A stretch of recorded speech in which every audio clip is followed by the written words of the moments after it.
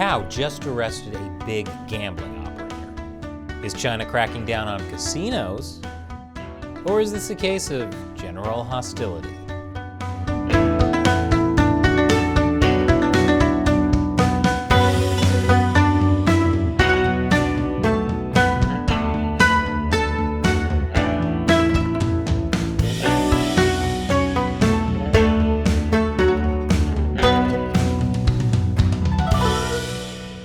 Chine Uncensored. I'm Chris Chappell.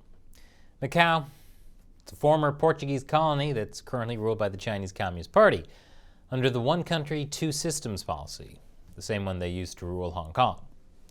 But while the Chinese regime sees Hong Kong as a rebellious kid that needs to be disciplined, Macau has always been the good, obedient kid. The good, obedient kid with a little bit of a gambling problem. Macau is the only place in China where gambling is legal.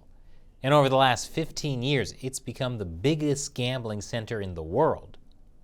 On the surface, Macau may look a lot like Las Vegas, but it's actually a lot more like New Jersey. Last week, Macau arrested 11 people for illegal gambling and money laundering. One of them was this guy, Alvin Chau. Chau was the founder and CEO of Sun City Group. His main business was operating gambling junkets in Macau. In fact, Alvin Chau operated so many junkets that he was known as the Junket King. Not to be confused with my neighbor, Lenny Russo, the Junket King. What's a gambling junket, you ask?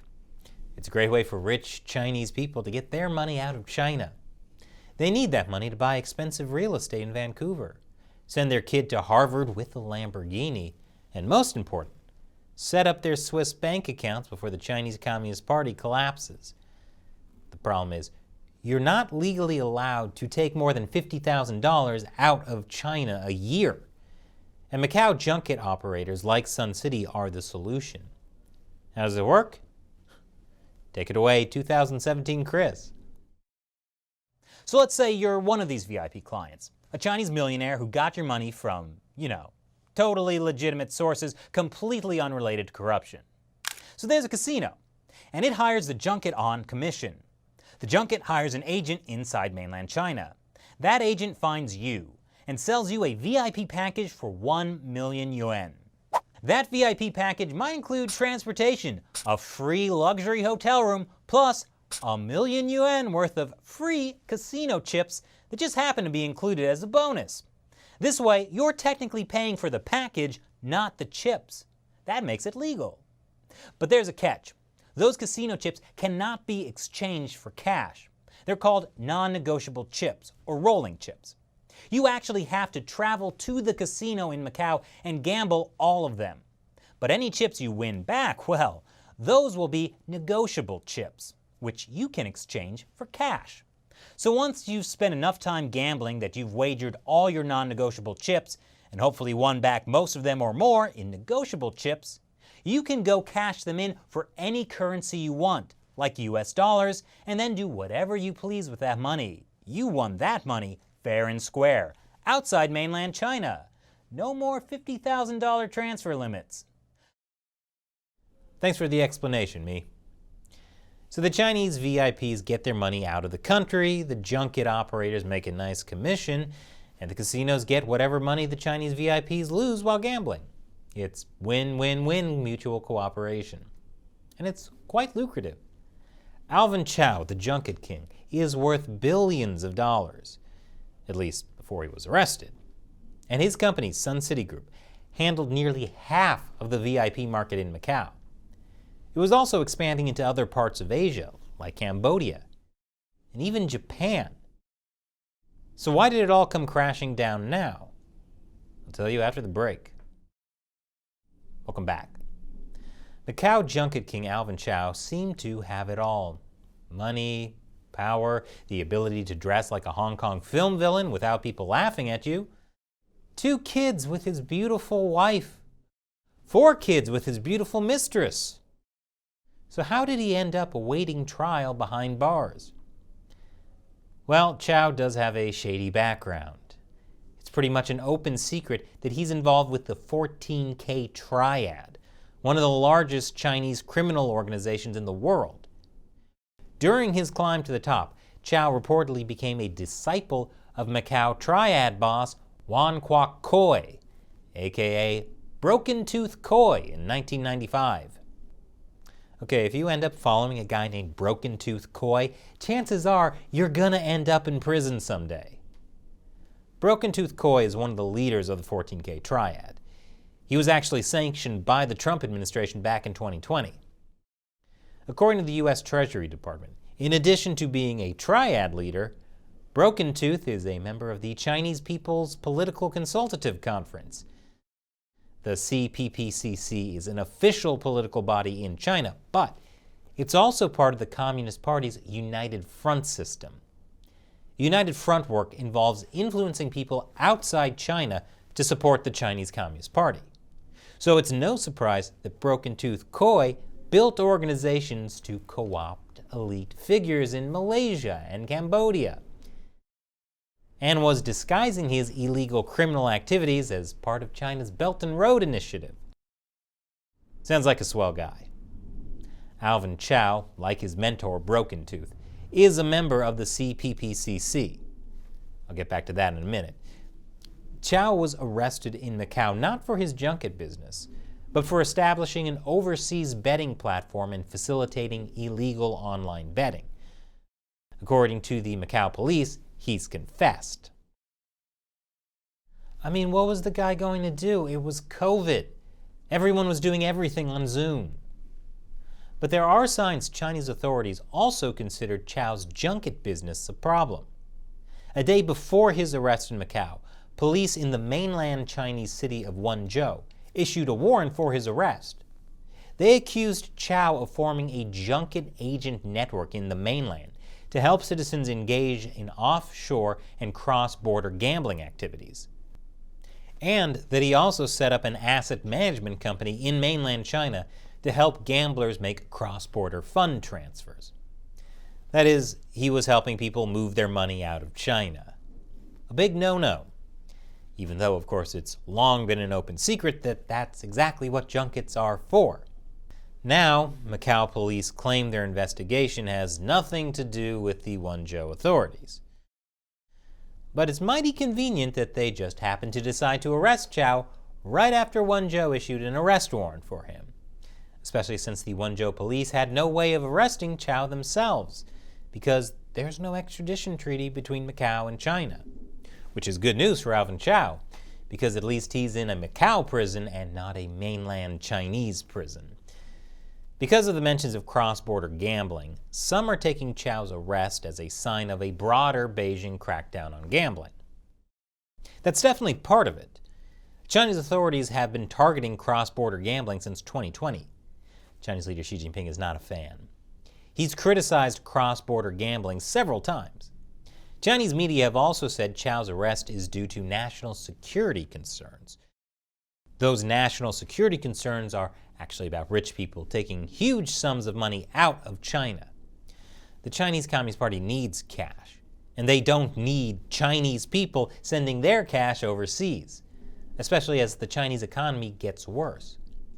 But Alvin Chau's arrest isn't just about a gambling crackdown or stopping capital flight. It's also about political infighting in the Chinese Communist Party. I'll explain why after the break. Welcome back. It's time for everyone's favorite communist soap opera, General Hostility. Previously on General Hostility, current Chinese leader Xi Jinping is bringing his poker face to the final showdown with former Chinese leader Jiang Zemin. Will Jiang and his faction stop Xi from winning the ultimate jackpot? Or does Xi have a card trick up his sleeve? Macau junket king Alvin Chau isn't just a businessman and a triad member. He's also a political operative. Like I said earlier, Chau is a member of the CPPCC, a United Front organization, which means he's involved in United Front influence operations. United Front operations have a long history in Macau. Although the Chinese Communist Party only officially took over the territory in 1999, they controlled Macau way before that. It started with the 12-3 incident on December 3, 1966, when mainland Maoists instigated anti-government riots in Macau as part of the Cultural Revolution. For the next 33 years prior to the handover, Macau was unofficially administered through business leaders and trade unions responsive to Beijing's interests. In other words, Macau was basically unofficially ruled by the Communist Party through business leaders and trade unions, aka the United Front. As a member of the United Front, Alvin Chau's business interest also supported the Chinese Communist Party's interests. His Sun City Group didn't just do gambling. It was also involved in tourism, real estate, and entertainment.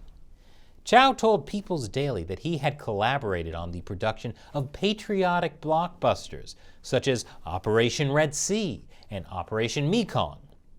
Even Chau's business expansion into Japan was in Okinawa, an island chain with a U.S. military base that the Chinese Communist Party has been trying to infiltrate for years.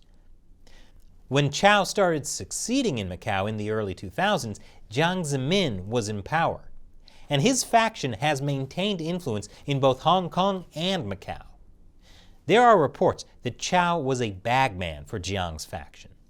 A prominent Chinese dissident said his party insider friends in the Macau system revealed that Chau is a white glove or bagman and a Macau asset of top party leaders.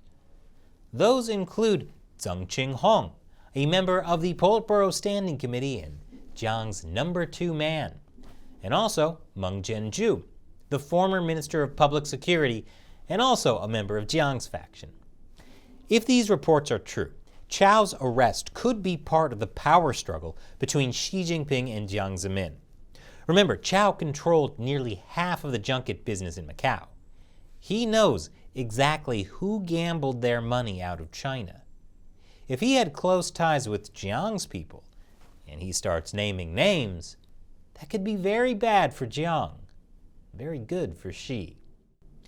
The investigation of Chau could furnish the Xi leadership with incriminating evidence to wield against the Jiang faction and other party elite who oppose Xi Jinping. I wonder what the next episode of General Hostility will bring. Alvin Chau, the junket king, could be the ace in Xi Jinping's sleeve. But will this jailbird sing? Or will Jiang Zemin find a way to silence him instead? Find out next time on General Hostility. What a show. And now it's time for me to answer a question from a fan who supports China Uncensored on Patreon or Locals. Nick RH21 asks on Locals, why are the governments of these countries seeking deals with China and not with the West? Is it the no strings attached, help yourself to a bit of backhander appeal, or is it a genuine feeling that the West's terms are too onerous? Obviously, the Chinese are offering something better than the West because they are more successful. So what's the reason for that? Nick is referring to our episode on whether China is taking over an airport in Uganda. Well, Nick, there are several reasons countries would rather take Chinese money. A big one is, just like you mentioned, Chinese loans are no strings attached. Well, there are actually a lot of strings attached, but not the same ones you get from the West. Western money often comes with strings like improving democracy in your country. And if you've been the president of Uganda for 35 years, you think democracy in your country is doing just fine, and you don't want to change a thing. So on one side, you've got Western governments criticizing your human rights issues, and on the other side, you've got Xi Jinping shaking your hand and giving you money. Which choice are you going to make? Of course, it's not just authoritarian countries that take China's money. In other cases, China might be the only country really offering you a loan to build infrastructure. The Chinese Communist Party has an advantage. They have a bunch of state-owned banks that will make these loans, and state-owned companies that will go into these countries and do the work. But China's Belt and Road Initiative has made Western countries, like the US, realize the danger of just sitting back and letting China colonize the world economically. So they're starting to make a bigger push to invest in Africa, for example. But they're a long way from catching up to China. Thanks for your question, Nick. And thanks for joining us as a member of our community on Locals. We rely mainly on viewer support to keep the show going. So if you like what we do, be like Nick and join us on Locals, with the crowdfunding website Patreon. Once again, I'm Chris Chappell. Thanks for watching China Uncensored.